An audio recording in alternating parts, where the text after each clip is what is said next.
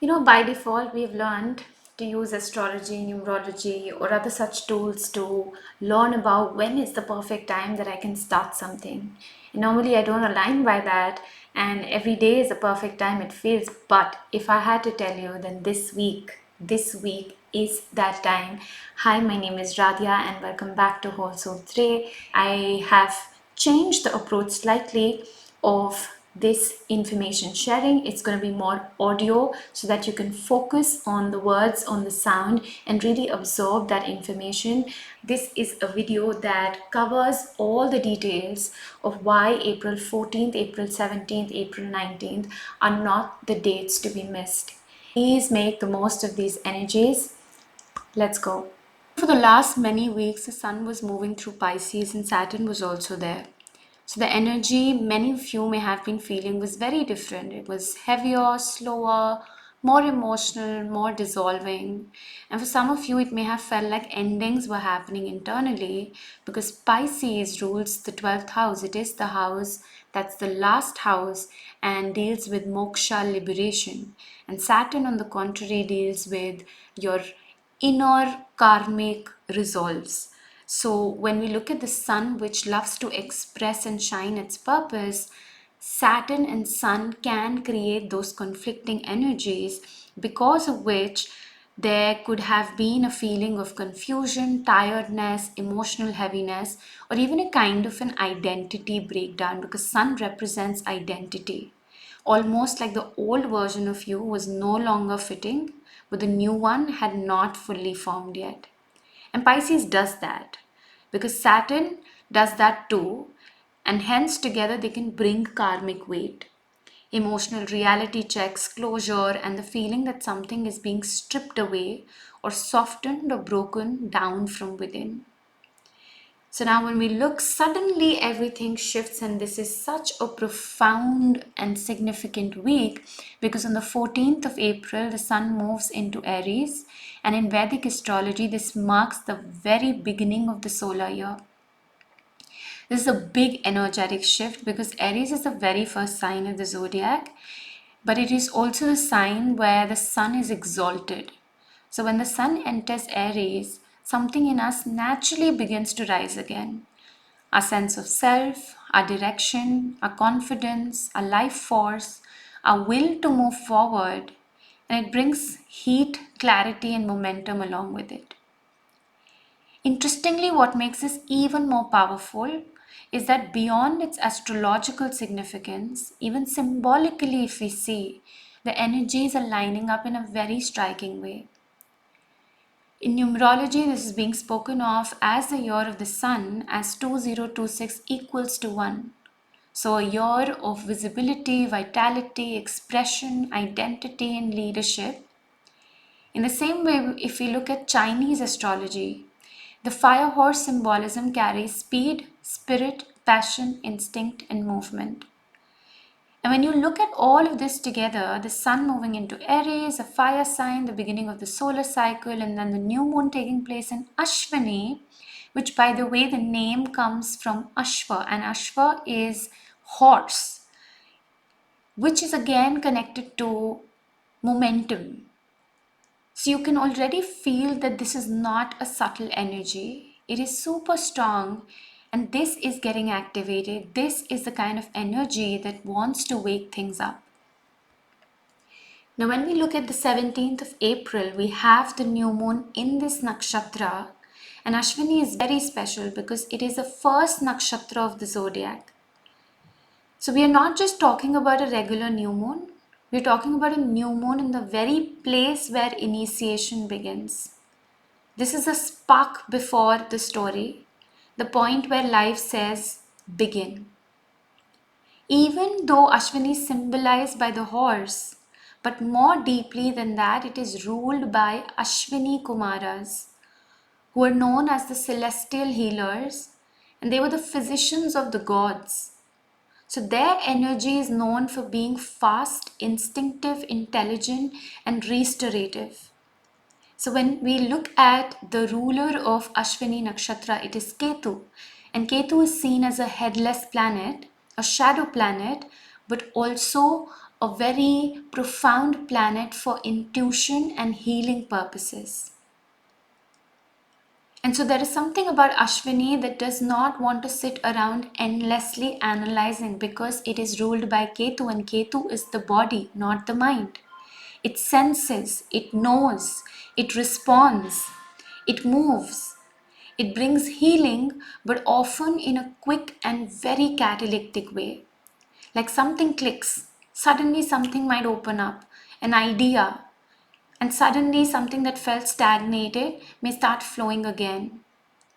Of course, that kind of healing only lands when the system is ready to receive it. So, Ashwini carries the energy of initiation, movement, instinct, rapid healing, and new beginnings. And it has that pioneering quality, that fresh start energy, that sense of something coming alive very suddenly. But like every nakshatra, even Ashwini has a shadow, and in its shadow, it can show up as impulsivity, rushing ahead without grounding, starting things without sustaining them, acting on your urgency instead of wisdom. So, yes, this is beautiful initiating energy, but be mindful that it also needs awareness. And honestly, this comes after a very different phase. For a whole month, the sun was moving through Pisces, and there was also Saturn's influence there. That kind of energy can feel heavy, karmic, dissolving, uncertain, and Pisces has a way of melting structures, softening identity, bringing endings, emotional release, and sometimes confusion energy too. So many people have been in a phase of closure without even realizing it. A lot has been clearing at the emotional level, the energetic level, and the identity level. And something more I would like to share with you, that we are this week starting a brand new cycle. It's not just about another year, it's like decades of cycles that we are ending, because Saturn, right? Saturn takes 2.5 years in every house. So Saturn has taken 30 rounds, and it has come to Pisces, which is the last sign, and that is where the sun is coming out from. So the whole atmosphere changes. With the sun moving into Aries, you're no longer in that same dissolving current. The energy now is asking for movement. Because understand that, 12 years ago as well, you can say we had a number one year, but it was not the fire horse here. That is not the time, and Saturn was in the sign of Pisces. Yeah, so it's a very, very different phase of your life altogether that you're starting, and it is asking for presence. It is asking for embodiment. It is asking you to show up with more fire, more authenticity, honesty, and a clear direction. And when the new moon happens in Ashwini, it can feel like the ignition of an engine. Things can move quickly, insights can come suddenly, decisions may feel clearer.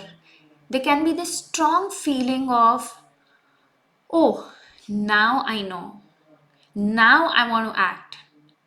Now or never, I don't care. I want to begin. Just make sure this now is not coming out of an impulse or a rebellion, but it is grounded. Now, around the 19th of April, this entire energy becomes even more potent and amplified, because the sun and moon are in very close conjunction in Aries. That intensifies the feeling of reset, initiation, identity, renewal, and directional clarity. Interestingly, if we see numerologically, 19 carries the vibration of 1, which again points to beginning, selfhood, leadership, and fresh movement. And it is happening on a Sunday, which the name suggests is the day of the sun. So imagine the year of the sun, the day of the sun, and even the number of the sun. All of it, if we see Vedic astrology, symbolism, numerology, even the broader elemental language, this period is packed with initiation energy, which is why I say this is the week. But this is also where discernment becomes very important, because the engine starts, does not mean you need to drive at full speed immediately. Remember, Aries is just the beginning, it is not the foundation like Taurus. This is high fire energy, and fire can do two things. It can propel, it can accelerate, but at the same time, it can also burn. It can energize your path, or it can expose the chaos that is still sitting inside of you. So, if you've genuinely been doing the inner work, clearing emotional clutter, processing patterns, releasing what no longer fits, then, my dear, this period can feel exciting and rewarding in the best way. You may suddenly feel more certain, way stronger in your body, feel ready to move on and do something that was delayed for a really long time, even in areas where you were having doubts. Suddenly, this surge of energy where you feel, it's okay. I want to take a leap towards this. It signifies the Fool card in the tarot. But if there is still confusion, unresolved emotional heaviness, inner noise, or scattered thinking, and you've delayed the healing work, then the exact same energy may show up as anxiety, restlessness, impulsive decision, maybe even overreacting or trying to do too many things at once. And that is important to understand because Ashwini does not create something false. It will activate what is already present and it will speed up what is already moving inside of you. So, listen to this carefully. The deeper question during this new moon is not just what am I starting or what should I start? The deeper question is who is the one starting it? Because if the identity has not shifted, if the inner pattern is still the same, then even a new beginning can become a repeat cycle. A new month, a new idea, a new plan, a new goal, none of that automatically changes the self that is carrying it. Please remember, this new moon is really asking for alignment between action and identity. Are your actions in alignment with who you are authentically? And this is also a great time to start that healing because Ashwini supports instant healing. It's an excellent time to enroll in any of the healing courses or prioritize your healing or take that leap of faith towards the inner work. So now let's discuss what are the practices you can do during this time. Here are 6 practices that I have curated for you. Number 1, identity declaration. This is one of the most powerful things you can do during this time. It's not a wish list, not any kind of vague manifestation language, but a real identity statement. So you can write something as simple as, from this cycle, I am someone who. Remember, I am. You need to declare your new identity. Instead of manifesting things, focus on who is the identity behind wanting that. So, from the cycle, I am someone who, fill it. Write at least 3 to 5 lines. Maybe you are someone who takes action without overthinking. It can be that you decide to trust your instinct and stay grounded at the same time. Or you can also write that I am someone who starts and follows through if you were not consistent. Okay, another example, you can write that I am someone who chooses clarity over chaos or who chooses peace over stress. This matters because it gives direction to that action. It tells the system who is now taking the lead. Yeah, let's move to the second one. Start, don't overplan.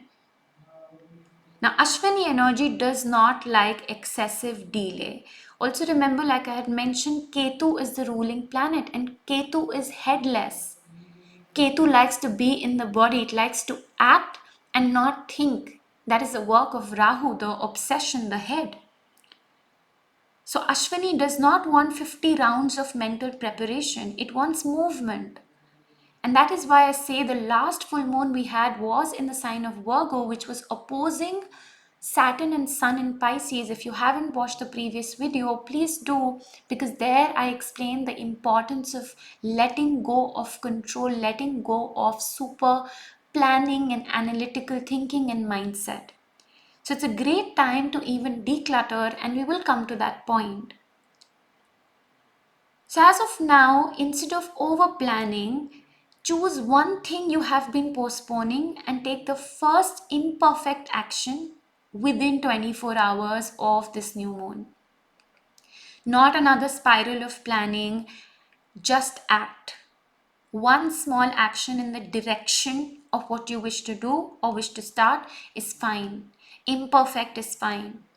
But real action is important here. Number 3, control your fire. There's a lot of fire energy. So, because of this, you need to learn to regulate your fire before you trust every urge.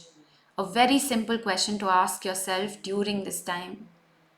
Is this out of clarity or is this out of urgency? Am I feeling a FOMO? Am I feeling restless? Am I feeling like I'll be left out? These are the kind of urgency situations. Or this is something you had been thinking over for a long time and you have cleansed and you have come about, and now you have crystal clear clarity, and from a very grounded and rooted place you're taking that action. Okay, so if something feels rushed, heated, or emotionally charged, please give it space, let it breathe for a day, and if it still feels clear after that, then move ahead. Grounded action will build, okay, but urgent action is ultimately going to collapse and it'll feel really scattered. Now, point number 4, clear your entry point. Every new cycle needs some kind of real energetic signal. It helps the nervous system understand that something has shifted. So do one concrete thing to mark a fresh start. You can clear your workspace, you can delete old notes, remove messages that carry old weight, let go of any one object or one file, one visual reminder that feels heavy or stagnant. Anything, it can be something simple, but it has to be intentional. And that is the last Virgo moon, full moon, that it was teaching that you gotta release. That physical act can support this energetic shift profoundly. 5th, vision board, but a different kinds. Create a vision board during this time, but please remember to keep it functional, not something which is far away, like a year's manifestation, 6 months manifestation. No, this is not the moment for fantasy collage energy. Keep it very focused. Start with one goal, one action, one habit. That's enough. So, for example, your one goal is I want a fit body. Just mention one action to begin with. If you have been doing this practice, then you can go with 2. If you're advanced, you can go with 3. So, for example, you're writing my one goal is a fit body. You can decide on 2 or 3 or one action that, okay, from now on, from today itself, I am cutting on sugar. That's one action, right? Or it can be that I am going to be regular with 45 minutes of walking. Now comes the third thing, which is habit. Then commit to yourself that for the next 30 days I'm going to follow this. Okay, so one goal, one action, one habit, that's enough. Let it be visible and practical so that it supports movement instead of just looking inspiring for 5 minutes. Remember, Ashwini is about clarity, and that is when the instinctive healing and the momentum happens, but it is not about trying to do 10 things at the same time. Number 6, body based reset. Because Ashwini has strong healing energy and it is ruled by Ketu, it works quickly. So body based reset practices can be especially effective now. This nakshatra responds very well to movement. So especially if you had been wondering or procrastinating on moving, this is the time. It can be as little as going for a brisk walk. You can do breath work practices, splash cold water on your face, go dancing. Okay, shake out that stagnant energy. Stretch, move your body in a way that brings you back into yourself. Sometimes the body can integrate what the mind keeps dealing, and that is what this shift is bringing about. Now, those are the 6 practices that I have suggested that you must do during this period.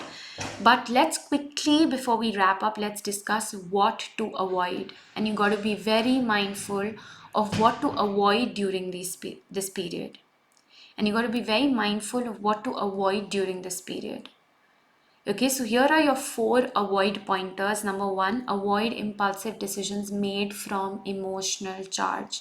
Remember, there's a lot of fire energy. So it can also be, there can be reactions coming out in relationships. Just make sure, do not make any impulsive decisions, even if there are conflicts happening around. Second, avoid starting 10 things at the same time just because the energy is high.